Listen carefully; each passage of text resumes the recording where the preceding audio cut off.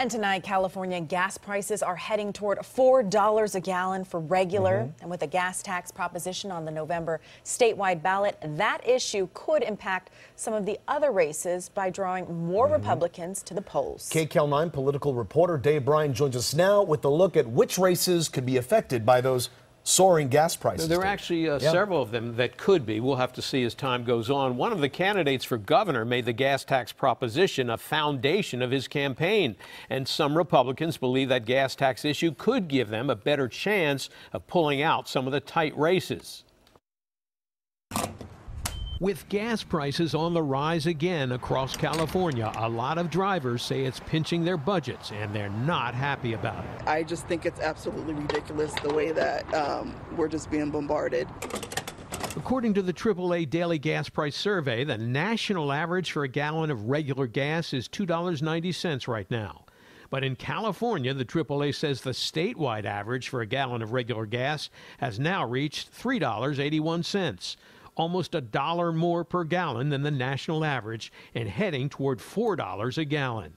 Kiplinger, an economic energy forecasting company, says oil prices could continue to climb for at least a couple more months. And with the midterm election day only 3.5 weeks away, with early balloting already taking place, those rising gas prices could have an impact on some California election results, like ballot Proposition 6, which would repeal a 12-cent a gallon gasoline tax increase and is being added to California gas prices to raise enough funding to fix roads and freeways across the state. Carol Liston says the more the price goes up, the more she's convinced to vote for Prop 6, even if it means the roads won't get fixed. I'm 88 years old, and when I got my first car at when I was working at TV City, I had a Chevy Bel Air convertible, and I filled the tank for $3.50.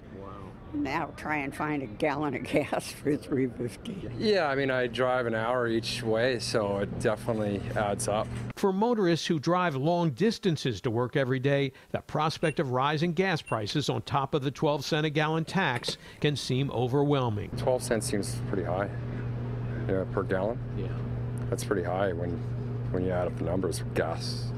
You know, there's fears that gas could rise again.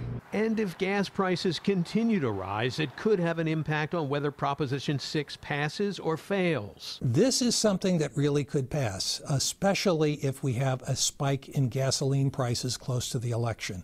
That will get people's attention. They're going to be looking for something to provide relief. But could the impact extend beyond Prop 6, like the race for governor between Democrat Gavin Newsom and Republican John Cox? This is really so goes the gas tax, so goes John Cox. USC political science professor Amsh Marie Hancock Alfaro says Cox made repealing the gas tax increase and supporting Prop 6 the centerpiece of his campaign for governor. The Republicans have put this on the ballot as their chance to get out the vote for all elections, but specifically for the gubernatorial election as well.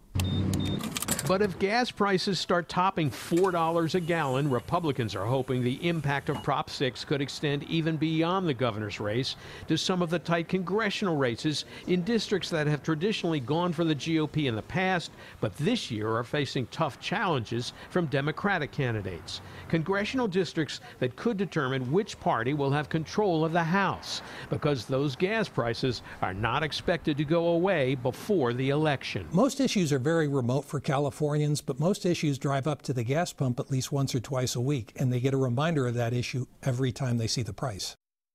Now, even with the gas tax issue, yet there's no indication in recent polls that it's making a difference yet in the governor's race. But some observers believe if gas prices continue to climb rapidly, it could impact some of the other races, as we mentioned. This week, absentee ballots went out, so the voting is already underway there. And in 25 days, it will be midterm election day. Juan Crystal, back to you.